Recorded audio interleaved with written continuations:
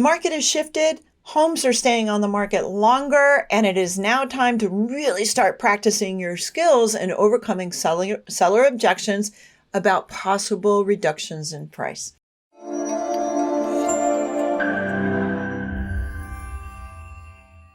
I'm SandiWarner with Warner Realty Group.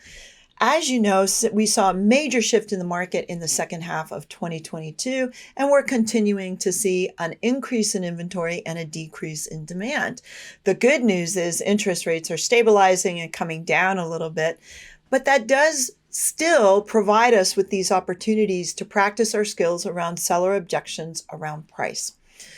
So, one of the first objections that we get around price is when we've come out on the market, we have professional photography, no iPhone photography, we have floor plans, we have video tours, we have done a pre-listing social media blast, we have door knocked around our open houses, we sent an email out to all the agents in our area, and we're still not getting any activity, and it's been 2 weeks. Well, it's time to have a price correction. So the first part of that is to discuss your price correction as a marketing price and strategy correction or shift. Try not to use terms like your house is overpriced. Be thoughtful in how you approach that conversation. Dear Ms. Seller, we've done 2 weeks. We have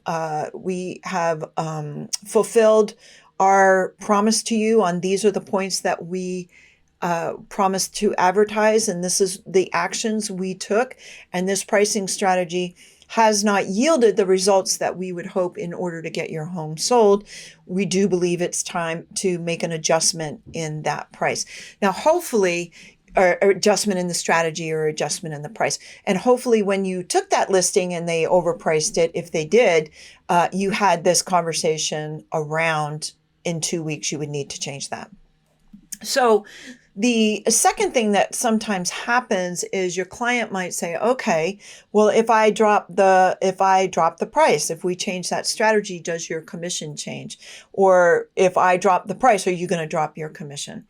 There's a woman, if you just Google Donna Fleetwood, she wrote a really good blog about this. She's a realtor in somewhere else in the country, and she uses neuro-linguistic programming or NLP strategies to have these conversations, because this is the conversation that most realtors dread. It makes them feel like, oh, you're saying I didn't do my job. It makes you feel criticized.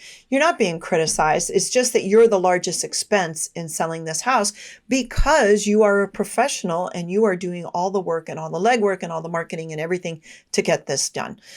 So if they say, if we reduce the price of our house, will you reduce your commission? This article by Donna Fleetwood suggested starting your sentence with yes. Say, yes, of course. If you drop the price of your house, my commission will come down. But it is not because I'm changing my commission rate or my professional fee rate. It's because you will pay a lesser amount on the lower price point. So you do a couple things there. You position your commission as a professional fee. Commissions always sound like something above and beyond a base salary. And of course, you don't have that.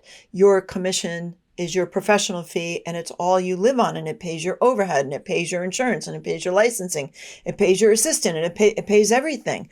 So that is a much higher number, and you need to get very skilled at expressing that value and defending that value.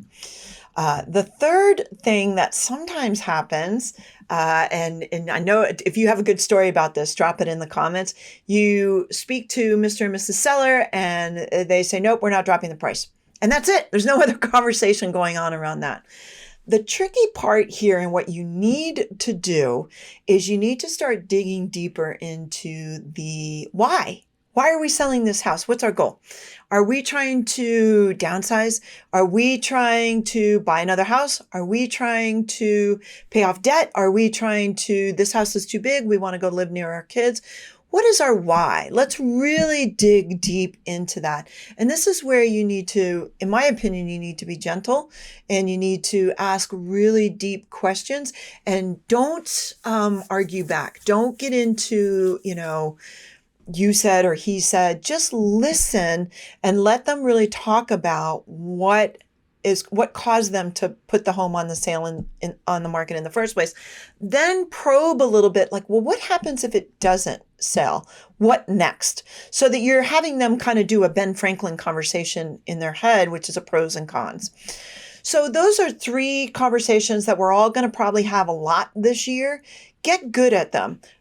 Google some scripts. Google Tom Ferry scripts, Mike Ferry scripts, Jason Pantana scripts, anybody who does great scripts, ninja selling scripts, anything that will help you work through these delicate conversations with your clients. I'm SandiWarner with Warner Realty Group, making the complex simple.